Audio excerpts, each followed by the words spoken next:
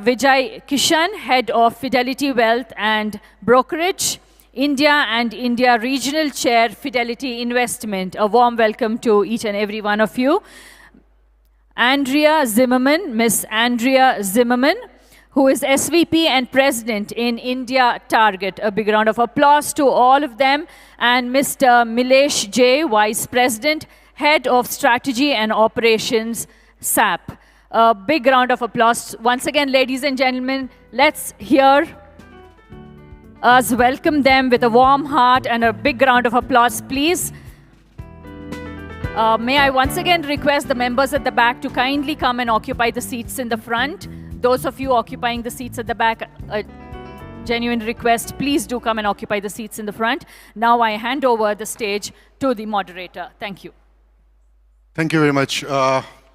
It was such a powerful session just before this, and I felt so proud when I heard Dr. Somnath speaking, Dr. Das speaking about what India is doing and what we should be taking it further.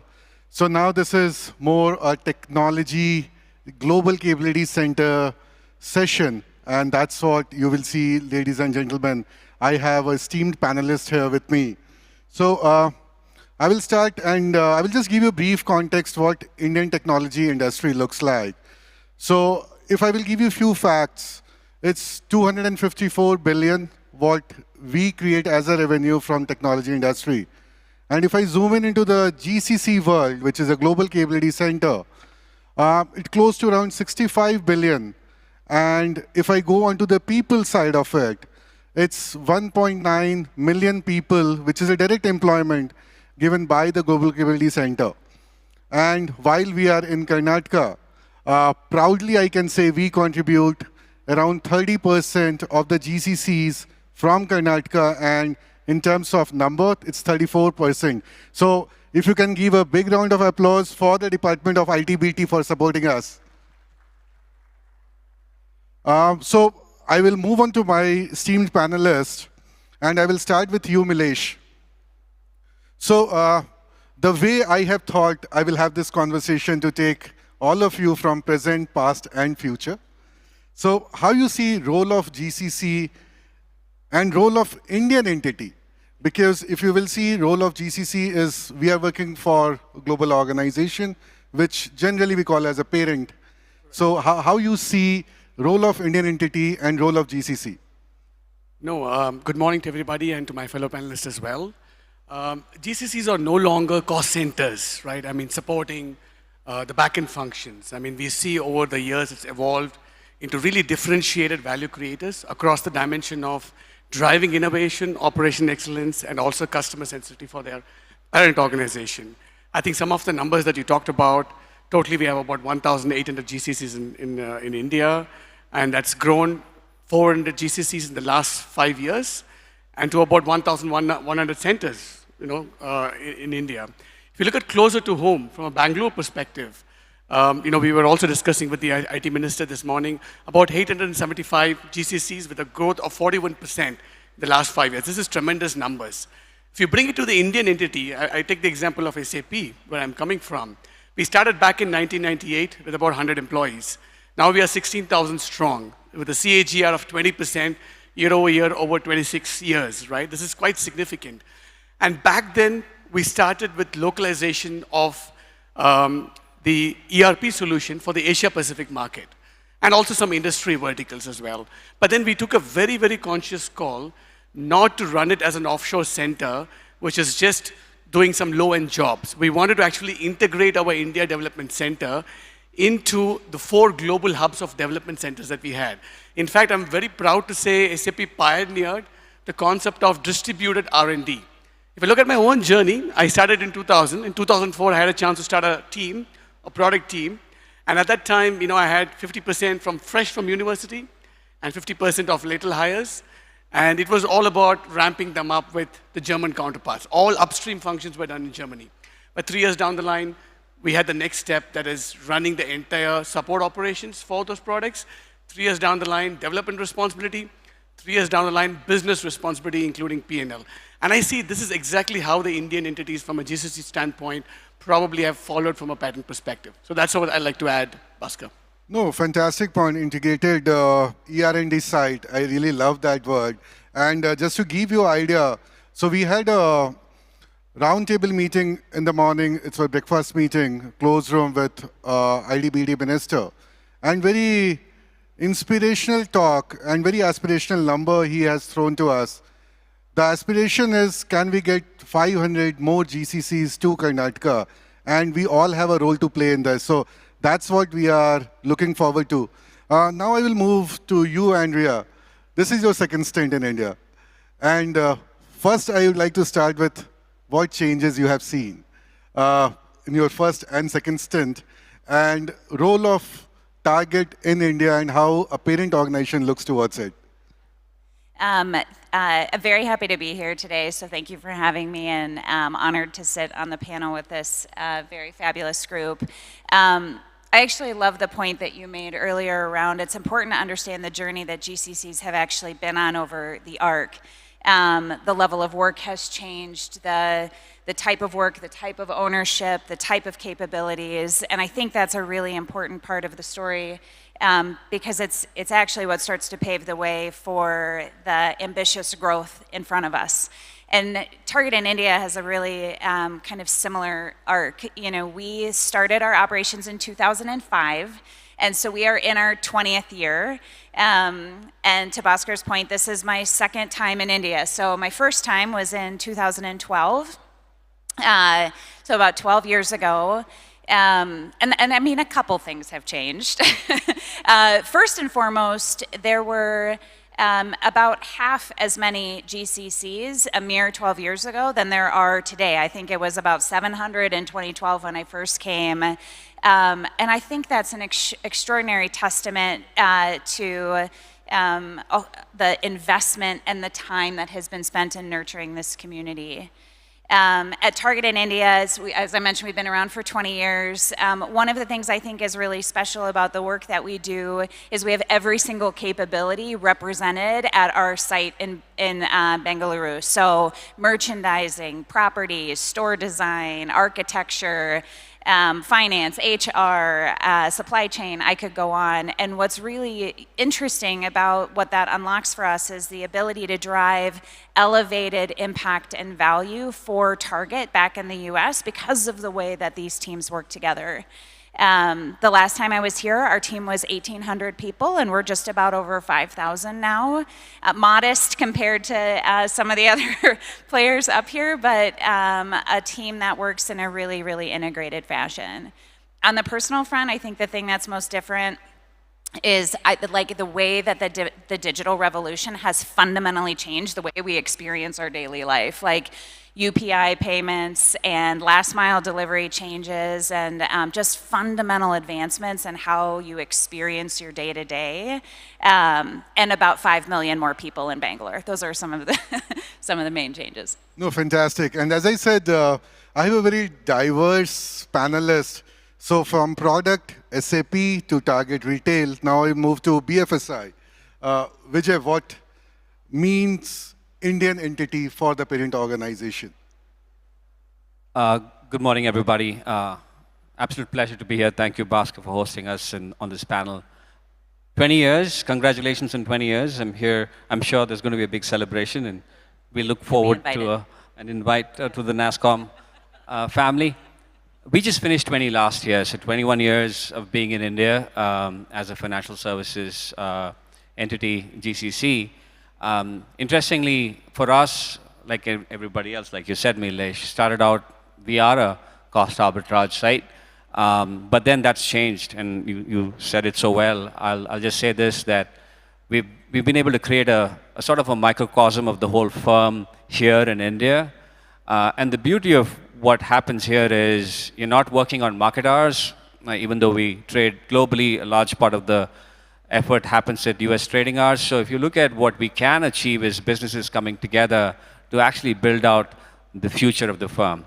And that's what we're focused on right now in terms of bringing together talent across technology, operations, analytics, and data sciences to essentially build out what this company should look like in the future. And that's a big deal for us at the firm.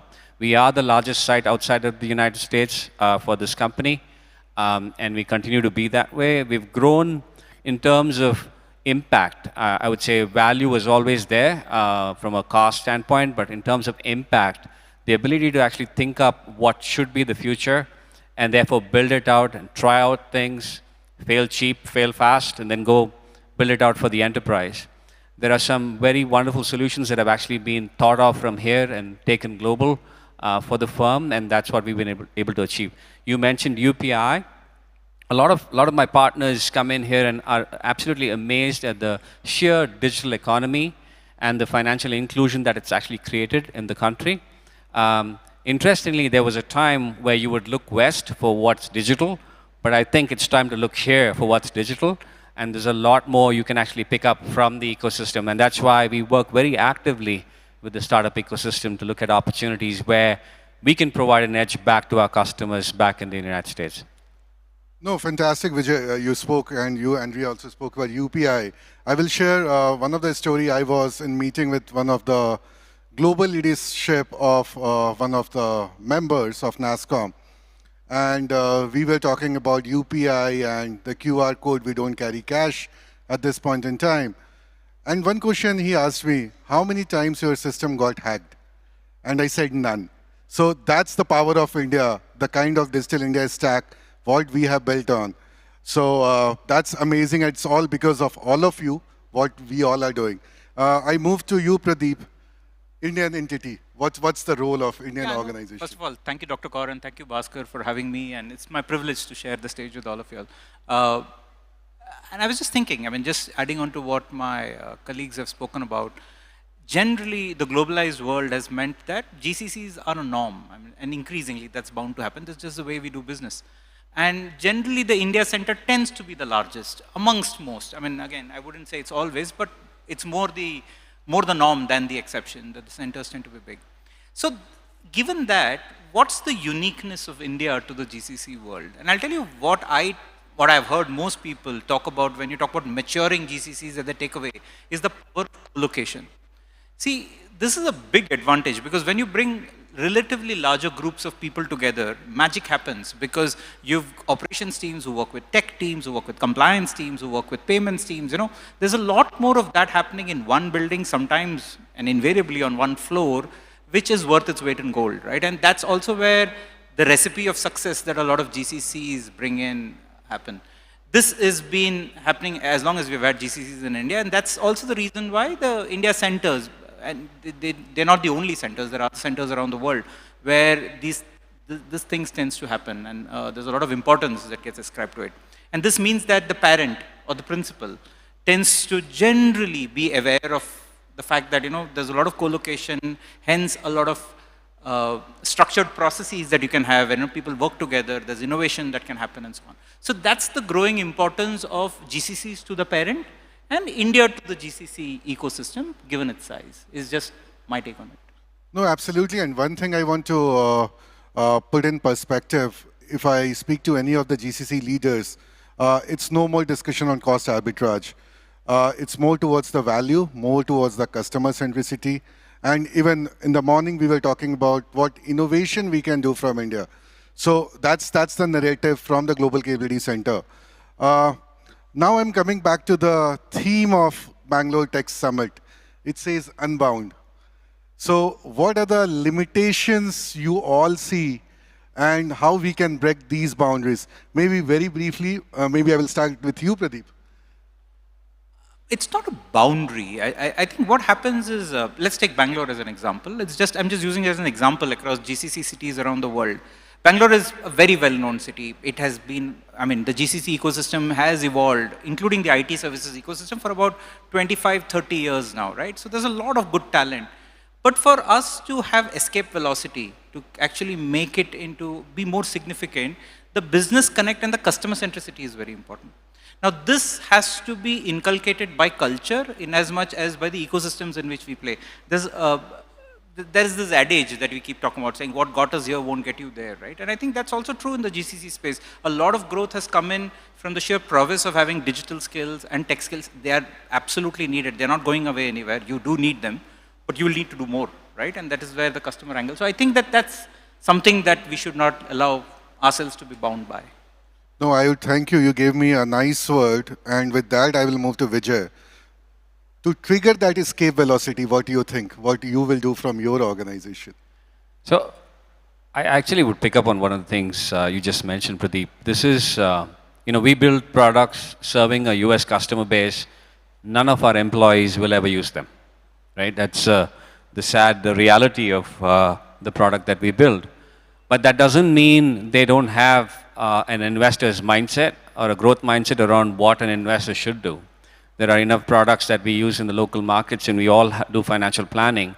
So we do two things. One is obviously we want to make sure all people understand what it means to be financially well off, but at the same time creating experiences through working on things and using our products in some manner so that you get to know what it is. That's one. The second I would say is, I think you don't have to invent everything yourself. The biggest advantage we see in an ecosystem like ours, whether it's here in Bangalore or anywhere in India, is the very rich startup ecosystem. There's so many beautiful ideas and wonderful entrepreneurs who've come up with some great solutions, whether it's in customer service, experience, or actual products. If you actually put your head out there and start looking at that, there are so many opportunities to partner and learn from, and we actively do that at Fidelity and bring that back to our customers. No, fantastic. Andrea, I will now come to you. If you can talk about, one is how you can trigger escape velocity, and second is more towards how you will unbound, and if there are any limitations you can see, if you can highlight those. Yeah, I like the earlier point, Pradeep, that you called out around thinking about them like opportunities rather than limitations. Part of this, to be able to understand, where we want to go is about where we've been. And so when I think about some of the things that are really important, a handful of them were already stated. I think the type of work that the teams do is really, really critical. End-to-end work that's grounded in strategic ownership, that is fueling and impacting the parent or the principal. I think if you are a part of a GCC, that you don't have a team that can experience what that business is, like Vijay just mentioned with Fidelity, Target has the same challenge. We don't have stores here, and so we have to get our team connected to the heartbeat of our business. That's actually US retail. And we do so through a lot of different mechanisms, but that takes work. It takes investment on the side of our US team. It takes grit and desire and just sort of that push from the team here. It takes structures and room for the teams to be able to sort of learn into that. A couple of other things that I think are really important when we think about what we should do to make the next phase possible. I think contributing to the ecosystem that we operate in is really important. Moments like this are important. Taking time to teach and contribute to the community and the ecosystem that we're a part of. Investing in leadership is really, really important, and supporting a really strong culture. A couple of the things at Target that we're really proud of is we have both Elevate and Multiply are two platforms that we run externally, and they're tech platforms, one for women in tech and one for AI practitioners. And these are forums where we do them to actually contribute back and fuel the conversation in the community that we're a part of. And we cater more to external in those moments than we do to our internal team, because that's a responsibility that we feel. And so I would underscore the role that we all have in learning together and building together for us to achieve where we want to go. Fantastic. Milesh, how to unbound? That's the theme of Bangalore Tech Summit, yep. And how you are unbounding in SAP. If your thoughts, please. No, absolutely. I just would like to add on to what my fellow panelists talked about. I think to really break the boundaries and go beyond, I think the most important growth driver should be innovation. And the moment you talk about innovation these days is AI. I mean, you cannot escape the word AI.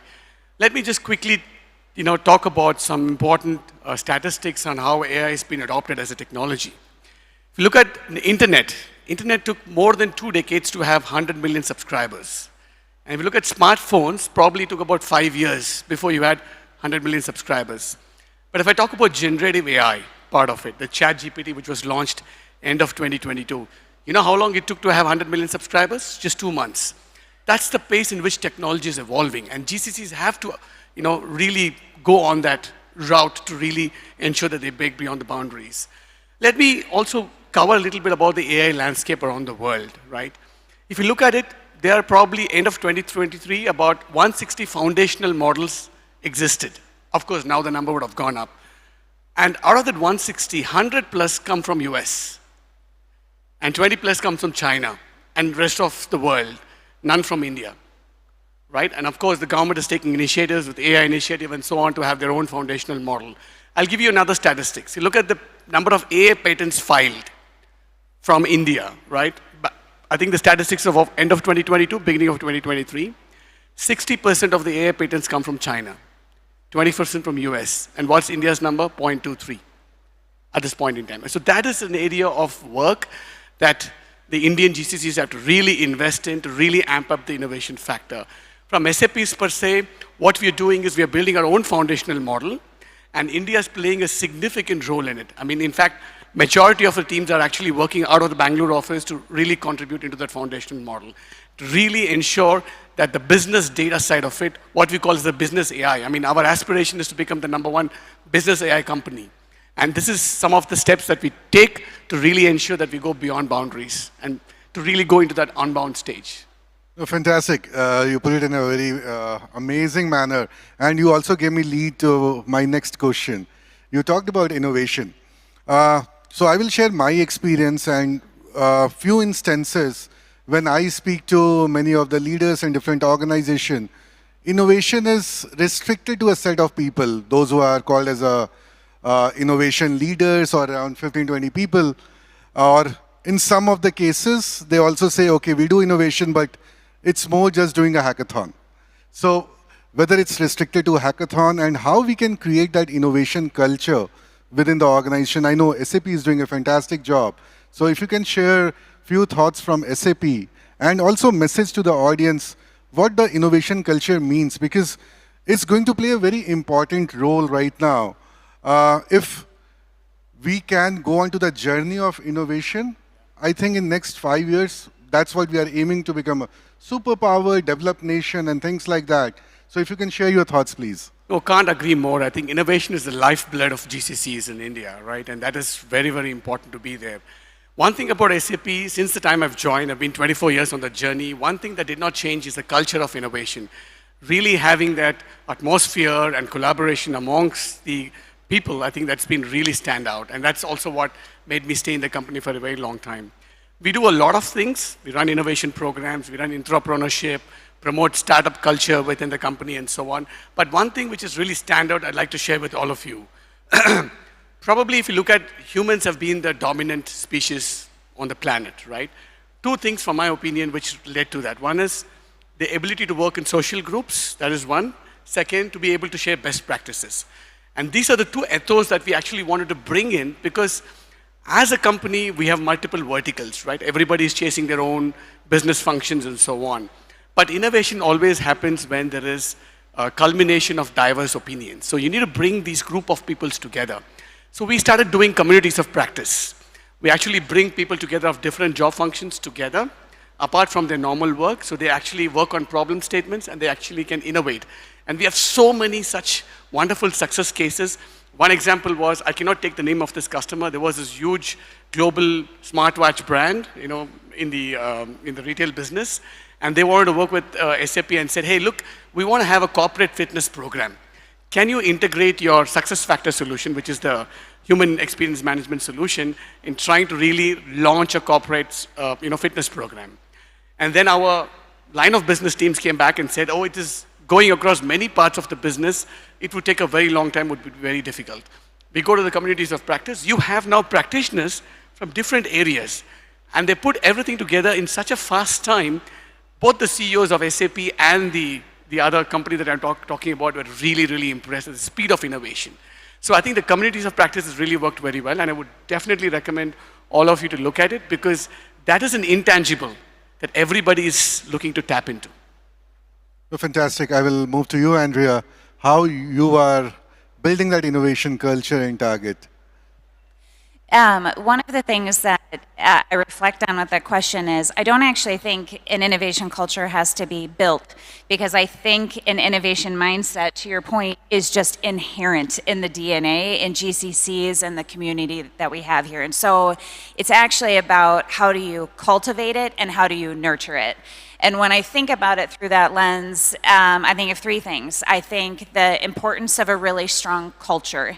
That is a bit of what you target. It's a bit about an environment where you can create communities of practice, you're sharing best practices. It's also where your employees are rewarded and encouraged to take risks, that you give them the guardrails within which they can operate and test and learn new ideas. It's about progress over perfection. I think the second thing I would call out is the work.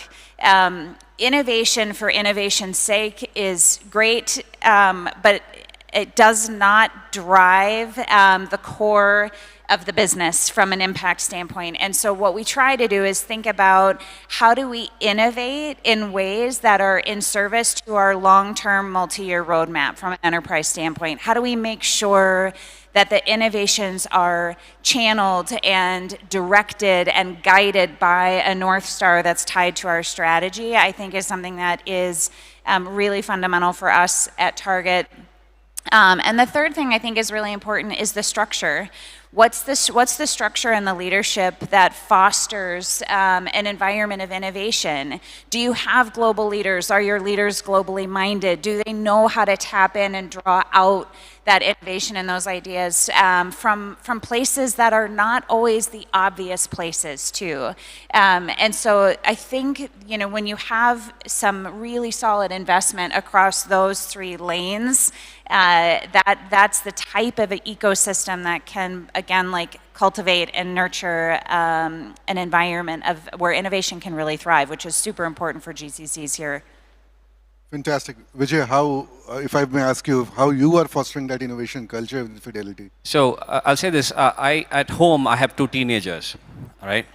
So not a day goes by where they tell me, Dad, there's a better way to do this, there's an easier way to do this, there's a faster way to do this. Imagine a country whose average age is 29. Everybody around the corner is telling you there's a better way to do it. And there is so much opportunity to really tap into that thinking. So innovation, like you rightly said, just comes as a natural way of doing things. Now, I'll also say what Andrea said. You know, at the same time, we don't want a whole bunch of high school projects happening across the company. It's a criminal waste of time and effort. So you have to put some amount of structure to it. So one, how much do the associates understand what the strategy of the firm is? How close is every employee to the reality of what are the big goals we're after, why are we doing this in this industry, right? So you kind of understand what's your priority for the firm, what is, okay, just keep it moving, and what's, put it back on the drawing board, think about it later. Now, if your innovation is happening on the drawing board, then you're like, okay, it's not going to hit mainstream. So you want to look at being transparent to your employees to understand what it takes and where it's more important. So that's one thing that we do, keep it transparent, keep it open. The second is creating platforms. So we look at innovation two ways. There's the big eyes and the small eyes. The small eyes is small pieces that everyday jobs, I'm doing something, there's a better way to do this, I want to automate this. So you want to put a structure to it. So we have an open platform, people can throw in their ideas, there's a small team that looks at it, tells them if it's relevant or not, and incentivizes the delivery of it. Others who believe they have a passion to go deliver for somebody else's problem can sign up, and it's our own little gig economy of sorts. The big guys are, okay, here's a whole new idea that we feel we can hit a segment we don't have a solution for, and it's going to bring in the money. But those need a little more attention, and we have a platform that allows for that too. So creating both an ecosystem which is transparent so people know what needs to be done, and a system through which people know that if I put my idea out there, somebody's watching, somebody's reading it, somebody's going to give me the backing for it, is the second. Last but not the least, we also work I'm going to be like a broken record on this. I think sometimes innovation, there's so much you can think of, but there are smarter people on this planet, so you reach out. The ecosystem is very, very ripe with talented individuals we tap that and see what we can do from a partnership standpoint. And last but not the least, I'll say this. This is something that we feel is a power of having all the GCCs here. Some of the problems we're working in, we work with a lot of partnerships with different firms globally. All those firms have a shop here in Bangalore. So it's very easy for me to go across in the same EGL campus to another company and say, hey, here's a problem we're both dealing with, let's solve it right here. So there's an opportunity to solve a problem near shore than going all the way back to headquarters. No, absolutely. And I have heard many stories wherein IT services, I will not say even GCC, so IT services firm, the person who is managing, who is in Bangalore, next street, and the GCC, who's the customer, he is also just around 500 meters away. But to get in touch with them, they have to call somebody in US, and then this person will redirect here. So that's a model I think we need to definitely figure out how we can. But Pradeep, moving on to you. I know, just very quickly, and I think my colleagues hit the nail on the head, right? But I remember one culture which I would talk about not doing. When I started my career in one of the early GCCs I had, there was what I would call an innovation by compulsion culture. So we were given targets to innovate. Now that didn't work. You can imagine it would have lasted for a year or two and then it fizzed off, right? It didn't work. So that doesn't work. GCCs sometimes are under undue pressure to innovate. This question occupies boardrooms, it occupies leaders, and everybody's under pressure to do it. And I think I like his concept of small eyes and big eyes and building on the small things that Andrea spoke about. Just remember that, and I use this analogy at times, a pit stop in an F1 race, probably a few decades ago, was about between 60 and 70 seconds. Today it's less than 2 seconds, right? And that's the holy grail. People will try to crunch it even further. Now, this did not happen because of one innovation. It happened because of thousands of small innovation in kinetic recovery and like hundreds, brake pads and all kinds of engineering that went into it. It meant that the game got tougher and tougher and you were eking out that last bit of efficiency from it. And I think that is exactly how GCCs will also have to play it. They'll have to play the big eyes. I'm going to borrow that thing from you. But they'll also have to keep their eye on the small eyes and ensure that, that nobody loses the ball in that. No, fantastic. I think we're on the top of the hour, but before I let you all go, quickly in 1 minute, I will start with you, Milesh. And this is not only limited to your respective organization, but overall GCC, what you think would be a short-term and long-term goal they should focus on? I think short-term, definitely skilling. I think that is a continuous learning process that GCCs will have to really adopt to. And even though India is really the homegrown for talent base in AI, but I think there's still shortage in certain areas of deep tech AI, quantum computing, and few others very specific domain areas. So short-term, I think that is really, that needs to be addressed. And I'd like to also double down on what Andrea talked about. It's also about leadership. I mean, if you look at the leadership strength from 2015, there were about 110 global leaders in Indian GCCs, and that number has now gone to 6,500, and that's projected to grow to 30,000 in the next 5 years. And I think it's very, very important to really build that leadership bench strength, right, to really ensure that the GCCs flourish and go forward. From a long-term perspective, I mean, all along we've had this globalization culture, right? Your headquarters decides the products, solutions, and then you extend it, and then you innovate. I think time has now come to do reverse innovation. Take those products, take those solutions, test it out in the Indian market, your emerging markets, and then feed that innovation back into your established, developed markets. One significant example, what we are doing in SAP is on custom AI and agentic framework that we are working on. I mean, our business AI solution is for all our global customers. But when we talk about custom AI, it's about personalizing it and also making it very, very specific to a target market in India. And also introducing this agentic framework. So you have multi-agents which can do more complex tasks from a business function perspective. So we're trying to test it out in the Indian market. And this is already gaining a lot of traction because some of the solutions that we developed with the Indian customers are finding really a sweet spot with our global customers as well. So I think these are the two aspects I would really say from a short-term and long-term that companies will have to look at investing. Andrea, I will move to you. Short-term and long-term goals for GCC? Yeah, short term for Target in India, we're focused on delivering the roadmap that we have in front of us, continuing to refine the capabilities that we have, you know, fostering culture, et cetera. I'll shift to the long term, and I'll plus some stuff that Alish said. If I look to the long term for efficiency and speed, a couple of things are on my mind. One, we've been around for 20 years, and we're looking firmly at what we want the next 20 to look like. And that means we have to be thinking about how we're learning and adapting, how we're helping ourselves along the GCC maturity curve, how we're doing more transformative work, and we're talking a lot about end-to-end capabilities and how to deliver work in a more kind of connected way. The other piece that I would maybe end on is we're having a lot of conversation about the importance of growth and efficiency. And so a big part of why we talk about the different and more elevated work we can do is because this mindset of continuous improvement and sharpening, and we have to not lose sight of that refinement and sharpening and improvement and efficiency when it comes to charting a path for growth, because I do believe that that's actually what can fuel us. And so those are a few things that we're spending time on. Thank you. So Bhaskar, I'll say this, we're going through an interesting phase where we have so many different generations in the workforce right now. Having been here only 21 years now, we haven't hit a phase where a workforce is transitioning out into retirement. We're going to start seeing some of that, and our ability to handle that transition is something that we're going to watch very closely, because there's some senior people who've been in the company long enough, etc.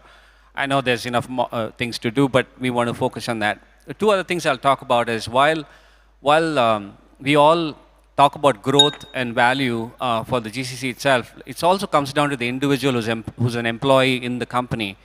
For the longest time, growth was very linear. You talk about more headcount, and then therefore you have more roles pop up. We're switching that up to say the definition of growth moves into what impact you're making, and actually having people understand that impact that you bring back to the business is how you have to really stand up and be counted. And that's a big shift in terms of thinking from a GCC standpoint that many of us will go through as GCCs, because we can't just keep growing in headcount. So that has to have a change.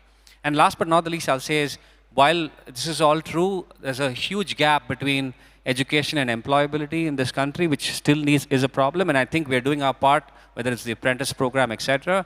I think there's a lot more we can do, and I think looking beyond Bangalore, that initiative that you're trying to run, that is helping. I think more such initiatives are required, and the GCCs can play a very important part in setting up the nation for the future. Pradeep, all plus? Mostly plus. Now I don't think there's a long and a short-term goal. The only thing I'll say is GCC's got to realize that their customer is not the parent organization, but the end customer of the parent, right? So whatever you do, as far as it adds customer value to the end customer of the company, do it. If it takes away, don't do it. No, very interestingly, and that's what we also talk about, whether your customer is your parent organization or is a real customer. So that's going to play an important role. Thank you very much for sharing your thoughts. I thoroughly enjoyed, and I hope you all liked it. Thank you for hearing us. Thank you very much. Back to MC, please. Thank you.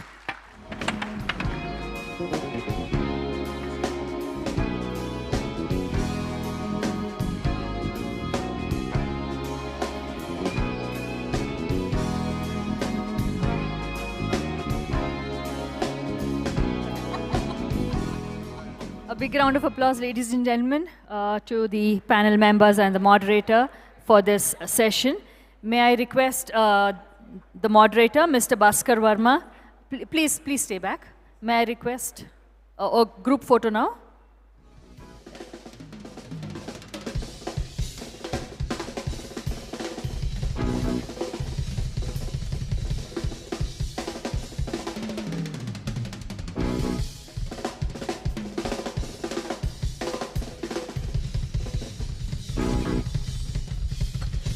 May I request Mr. Bhaskar to kindly present tokens of our appreciation to all the panel members, to Mr. Pradeep Menon.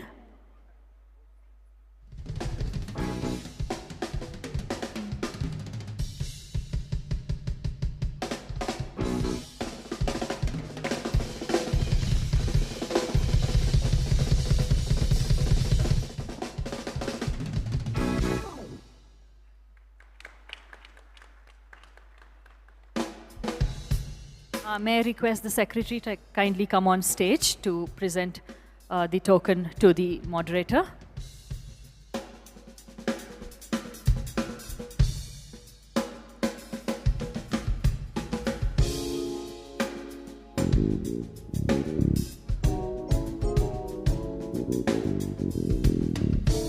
Ms. Ekdeep Kaur is the Secretary, Department of IT and BT.